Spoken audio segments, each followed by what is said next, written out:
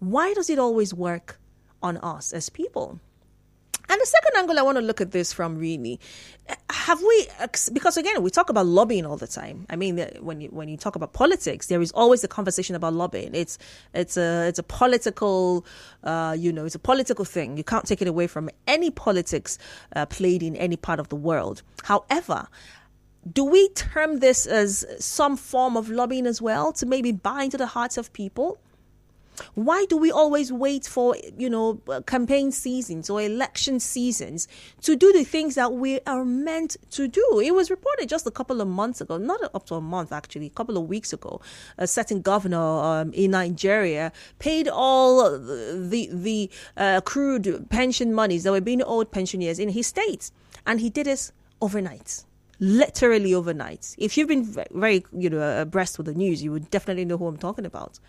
So if you had the ability to pay these pension monies and for whatever reason didn't, but because, it's politics, so that I'm better positioned and I'm at a better advantaged place, let's pay these monies. What does that say, or what does that speak of you as a player in the government? What are your thoughts about this when it comes to these, like I like to call it, emergency developmental projects? Do you think, and this is my big question for today, do you think the Nigerians should leverage this season, these election seasons, to make our most pressing demands? Do you think that, whenever we have issues, let's just write them down, let's just jot them down, because at the end of the 4-year tenure, they're going to come and start campaigns. And when they come, we'll say, no, this is what we want. Is that where we have gotten to right now as Nigerians?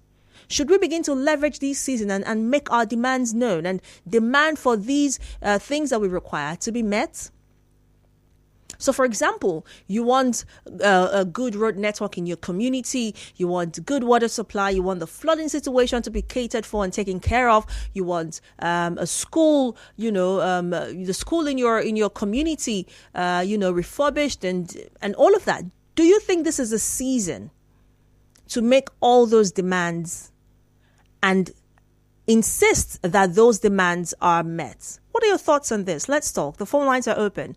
0817-923-0002, 0817-923-0003. You can also call 0817 923-0007 or 0817-923-0009. Our WhatsApp number is 0809-030-6416. You can also call the smart number 07009230923. I'll take that again, 0700-923-0923. We're also streaming live on Facebook as well as on Twitter at Nigeria InfoPH. You can follow us on there and drop your thoughts. Do you think this is the right and perfect season to, make all our demands and take advantage? Good afternoon. You're welcome. Good afternoon. You're welcome. I'm a school figure. All right, go ahead. Constant, this question I asked Nigerians today on the people is 1 million naira question they ask us. Shall we wait the election time? This will come, we will start to tell them one akara, one bread, one this, one rice. Because I remember in this limited river where I'm a rivers man, that tensions have been crying, going on protest on the whole street for many years. It's just yesterday that the governor, because the election is coming, they want to put his successor, he approved of paying pension.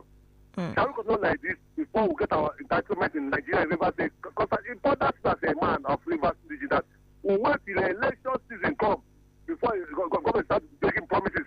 So let's all write down all our promises we want in 2023. Members that come and say, give us one bread, give us one akara, give us one my before. But it's a very wrong thing. And the government of a state will not know their responsibility and do to the people, will not pay pension, will not pay gratuity, will not pay salary. The election has come. They start paying people.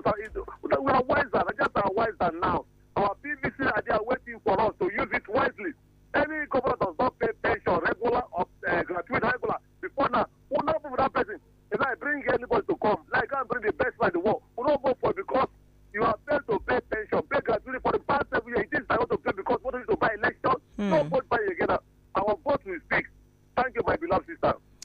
Thank you very much for calling. And I hear you. I mean, I think that is also the concern on a lot of Nigerians on their lips right now. The fact that, look, we have come to a point where we're really tired. I mean, we're tired. So we don't want the same old, same old. We don't want, the promises or these emergency projects as they were, just because we know at the end of this season, everybody forgets you and goes back to status quo. So what are your thoughts really? Do you agree with the first caller in saying, look, I think Nigerians have gone beyond that point. Right now, what we need is something different. We need a different experience. We want a new experience. One thing I always think about and one thing that really baffles me is the fact that every time we talk about this, we need something different. You see a lot of people come out and they're championing a new cause and saying, yes, we're tired of the way, these people have been playing with us. We're tired of leaders who will not deliver on their promises. We're tired of leaders who will not deliver on their duty and responsibility. We want something different. And guess what? After all of that charade, it seems as though with the bat of an eye, we're back to status quo. So I always wonder, and I always, try to question, are we really, really sure we want something different? That's a question I always ask. All right, please do all to call back. Once again, the smart number is 070-0923-0923. You can call that number. You can drop a message on WhatsApp. The WhatsApp number is 0809-030-6416. Good afternoon. Yeah, Mr. Zion, good afternoon. You're welcome. That is the kind of the project the people like. That is what they love. If you can't do that, the people will not vote for you. The people will not recognize you. It all narrows down to the people. In the morning program, also is one of those topics or one of those moments. Nobody, the people deserve. They say we need the money. Come and share the money. Initially, we thought it was kind of a joke. But when we start seeing the multiple messages coming that they need the money, you don't know that, man, this is done on me. This came over. Right. Talk about the same conversation. Do you have savings? So we don't have savings. They tell me, if they don't have savings, is that kind of people you want to come and talk? I will build skyscraper for you. I will build a hospital for you. But I will listen to you. Come and share the money for us. You are talking too much. See, in this environment, if you like, have all the old ideas to change Nigeria in one day. If you don't share the money and come on to this your normal emergency project, come and fight Gary with them, they will not listen to you. But here's the thing, Mr. Zion, though. Why did we become that way? How did we even become that way? Is that the norm right now? How did we even get here? No, the political class used poverty and illiteracy as a weapon to subject the people to limitation. So no matter how they struggle, they will not go beyond this point of depending on the politicians or what to come and share the money or take the money. They can't go beyond, except the people now have a leader, especially the youth of Nigeria. All the youth of Nigeria are looking for is for a youth that will be their leader. Take a case study from the NSAS project. The NSAS project was like a model of its own, but there was no leader. They only had one cause, a particular thing, harassment. And now the harassment now went to, we want a good leadership. The political class now found that these guys are now building a tower like the Tower of the Babel. If we don't stop them now, we are going to be in it. This time period, they started having leadership. Most of the entertainment staff, youth staff, footballers, staff want to take the leadership structure of the NSAS. Before then, the political class have already destabilized them. So what they need is a leader that will take them out of this poverty, amidst our hunger, amidst our suffering, amidst our joblessness. We will not vote for you this time. We are going to vote for another person. If anybody that stands for them, we're going to vote for this person. I get on my back. But for now, they are like fishes in the river. If you throw the crumbs to that direction, they will not swim to that path. Throw the crumbs in that direction, they will all swim to that path. It's a leadership structure that we have not gotten So So, for now, okay. yeah, I mean, the question right now that's raging in my head is how can we change this narrative? Because I mean, I hear you. I hear you saying, look, it's a people problem. And the leaders are an offshoot, really, of the people, if you look at it practically. So how can we begin to change this cycle where we have people who have suffered so much in poverty and penury that they practically had no other choice but to succumb, and people who want to take advantage of that to get, their own selfish desire? Do you think it's possible to even change? In the book of Joshua, Judges chapter 5, a man was called mighty man of valor. This particular guy was even a nobody in that land. When their city was besieged, at night he would go and press wine to give his family to, including his father and mother, because everybody is afraid. And suddenly one of them, the angel appeared to him and said, "You are a mighty man of valor." He said, "How?" Because since you can come out at night and meet the pain, and meet the poverty, and meet the joblessness, and meet of scarcity of finances, to say you want to contest for this office, we will support you. Before you know, it became a mighty man that delivered his people. Can we have that kind of soul in this Niger Delta, in Bayelsa State, or in River State? That is the only thing and only time we can break that limitation where we'll be free from this mentality of politics. A lot of them are coming to politics today because they are not working, they are not having a business. So if they have a very good business, they will not come into politics. So it's a big Cubana in politics, it's a big is into politics, it's Temaya into politics, and these guys are not billionaires. If even Duncan Mount is into politics, he has billions, he has billions. Why is he not into politics? But look at these ones that are not working, who are looking for a means to survive. They want to contest elections. They just want to be into office by all means. They want to. It's unfortunate. The former governor of Rivers State, Rotimi Amechi, he said that everybody thinks because of hunger. Look at it. Goodluck Jonathan, he told us that he went to school with barefoot. When he gets into office, how many standards did he provide for the people? When Rotimi Amechi became the governor, how many food did he put on the food of the table of others since he came into politics because of hunger? Until we have that one man who can break the genes and have that title, a mighty man of valor. Yes, he doesn't have money. Yes, he doesn't have any support. But the people now saw him and said, "Look, we will anoint you for you to lead us." And that is kind of a leader the youth needs to lead them, Mr. Zion. All right, Mr. Zion, thank you so much for your thoughts. And that was quite the food for thought there. I mean, it's hard to not see, when you put it that way, the reality of things. It really is hard to not see it. However, don't you think, and this is just my personal opinion, it shouldn't count for anything, but don't you think that beyond this being a people problem, what we're seeing and experiencing right now is more of a systemic problem? Because it's easy for people to transition, but not for systems to change.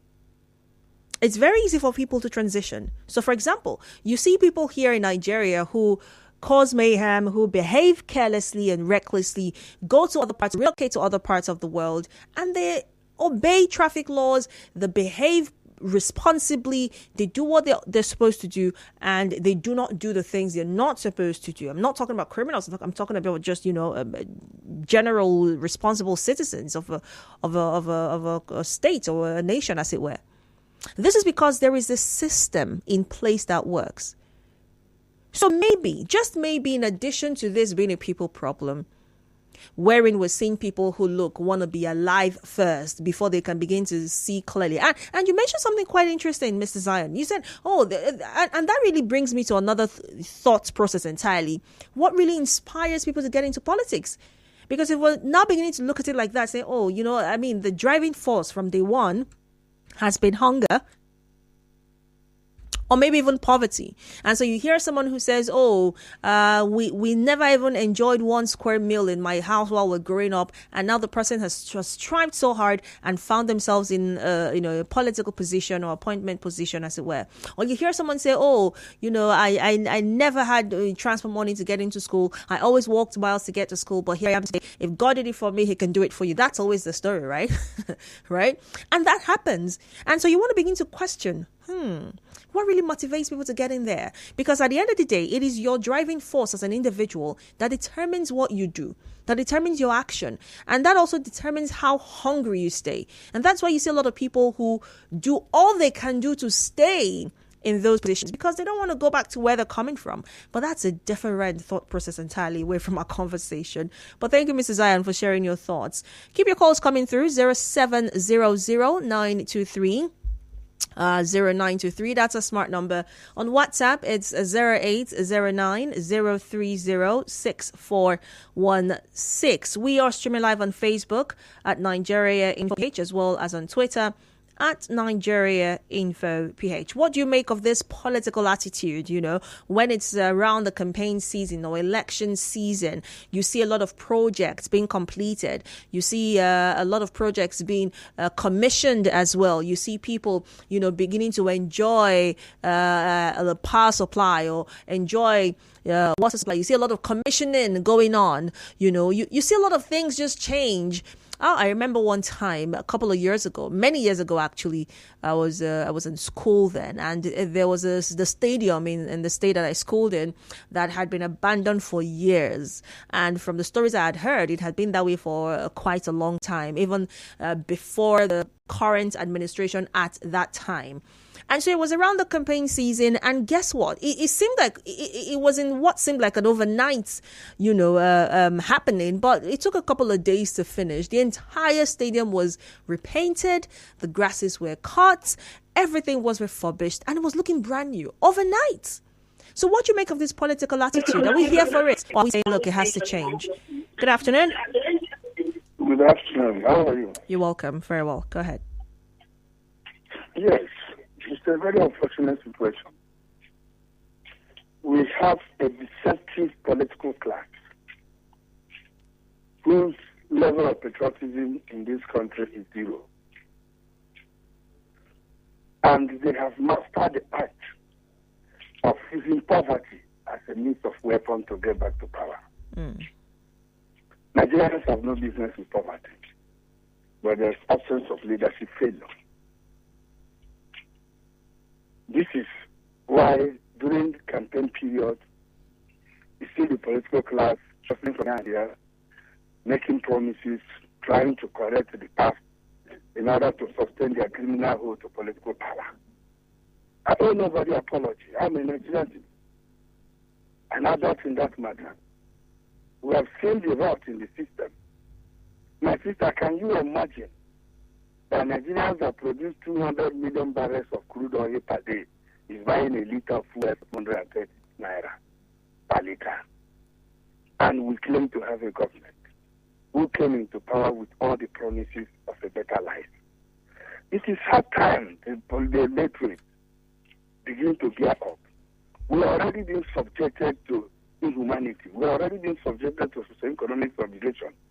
So there's no need accepting their promises, rather look for those who will actually serve the people diligently and give them the power. That is the position. We have had a lot of deception from our own brothers and sisters who claim to represent us in various strata of leadership in this country. They don't mean well. Our position in this country today being work poverty capital makes it a shame to those who claim to be leaders in this country. It's an unfortunate situation, and we cannot continue like it. It's hard time Nigerians stand up and say, we have enjoyed this poverty. We have been in this poverty for long. There's no need accepting half-baked bread anymore. Because their promises will not be kept. Their promises will be washed. They only run around within this period of election time, and after which you see them, they vanish. Then you see legions of policemen and following them behind. You can no longer ask them to ask questions about their promise. And it's the height of irresponsibility for you to make promises you cannot keep. Then there are these horrible characters and horrible chapters, horrible officers. It's very unfortunate, my dear sister. Thank you for educating Nigerians on how to go about some of these things. I remember Dr. Mona Azutaku. All right. Thank you very much for sharing your thoughts as well. We do have about 12 minutes on the clock to wrap this conversation up. So keep your calls coming through. You can call in live 070-0923-0923. Our WhatsApp number is 0809-030-6416. That's the WhatsApp number. Remember, we're streaming live on Facebook, so you can watch us live on Facebook at Nigeria Info 92.3 PH. We're also streaming live on Twitter at Nigeria Info PH. What do you make of this political attitude? Do you think that we should look forward to every 4 years so that we can take advantage of this season to make our most pressing demands as Nigerians? What are your thoughts on this? We do have a couple of comments on WhatsApp. Maxit says, Gabriella, the people make themselves that way. This here says, good day, Gabriella. Nice hearing your voice on radio again. Thank you. Dave from Port Harcourt says, for me, I don't think this is the right time for demands because everyone who wants our vote will agree to our demands without the intention of meeting them. We should look at the antecedents and look at what they will replicate when they get into power. Dave from Port Harcourt. Dave, thank you so much for sharing. But here's the thing, though, beyond just the promises. So people aren't making demands of, oh, we want you to do this in the next 1 or 2 years or 3 years. No, people are making demands of what they want to see now. If it's possible to pay pension monies in 24 hours or within 48 hours or even in 3 days, in 72 hours, if that is a possibility, then anything is possible. It means you can pay, your government workers their old rents. It means that you can get a road commissioned and get it tarred and completed in a couple of days. It means that project that has been abandoned can be completed if there was the approval for it to be completed. It means anything is possible. So beyond just the promises, the campaign promises, and saying, oh, okay, what are you going to do? Okay, you promise us, okay, we're going to give you a vote. No.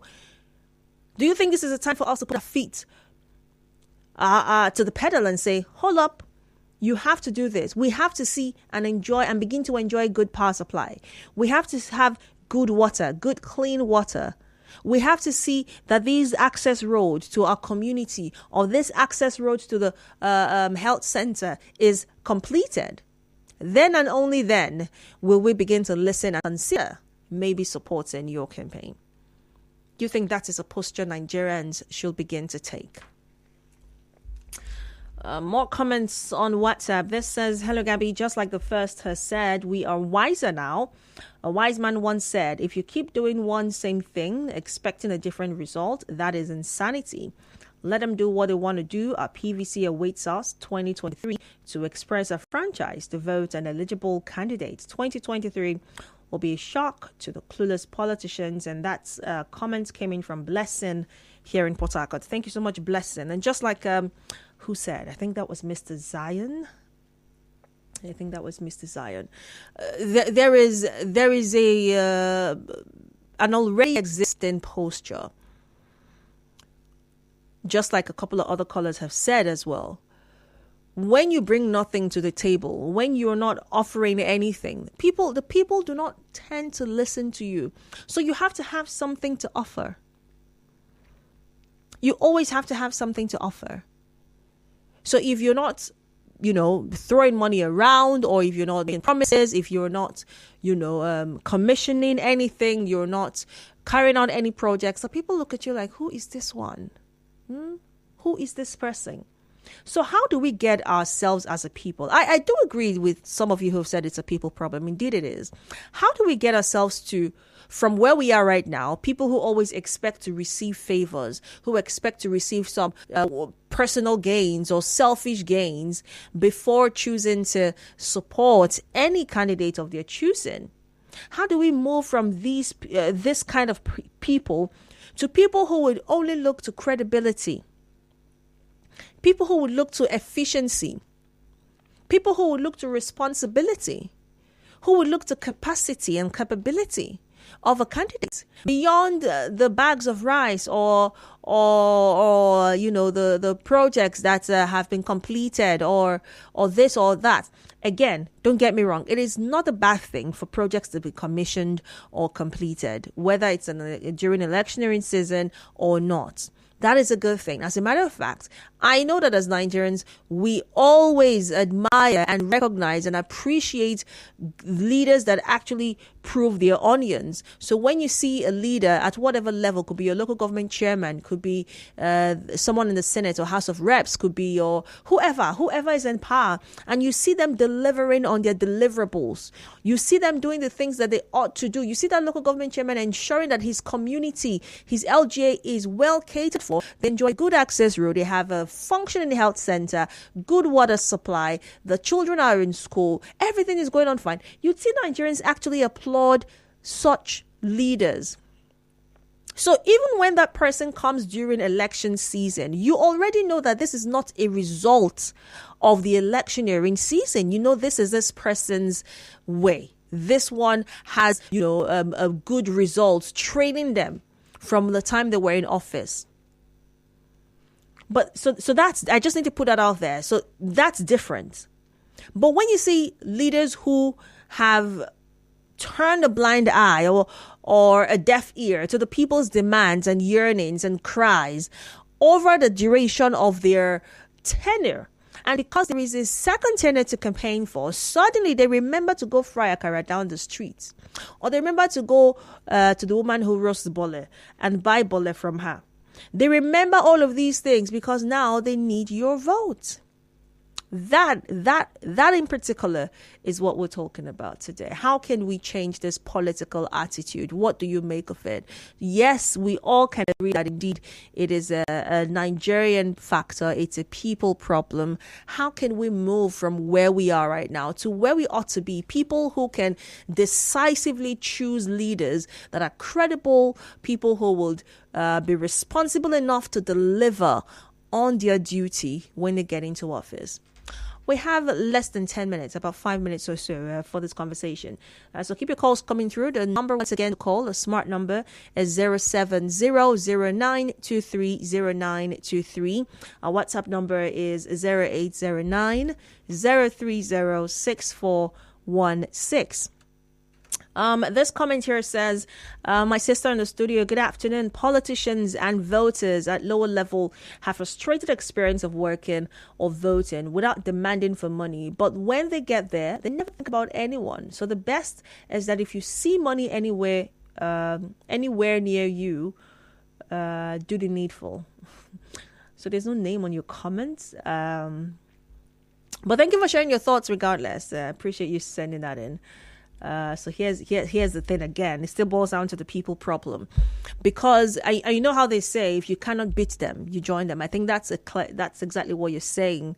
When you try to bring about some change and you see change is not happening, and it seems like you're sleeping on a bicycle. What's the next thing to do?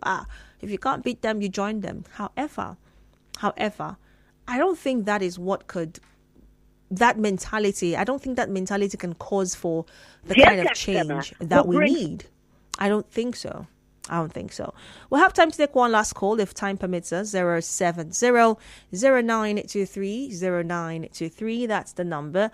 On WhatsApp, it's 0809-030-6416. This here says, good afternoon, Gabrielle. It's great to hear your voice on the radio once again.